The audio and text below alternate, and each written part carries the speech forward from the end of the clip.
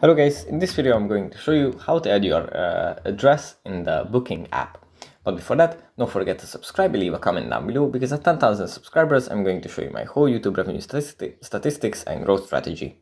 So without further ado, let's just jump right into it. First we have to open up the booking app. And here it opens up in the search menu, where you can look for accommodations. From here we have to go into the profile menu, then on manage your account, then on personal details, and here if we scroll down under contact details we find the address. We can tap on this, and afterwards we can just fill in the spots that we have here, and tap on save, and it's going to update the details. So that's pretty much it for this video. Hope it was helpful for you guys, and I'll see you in the next one. Bye.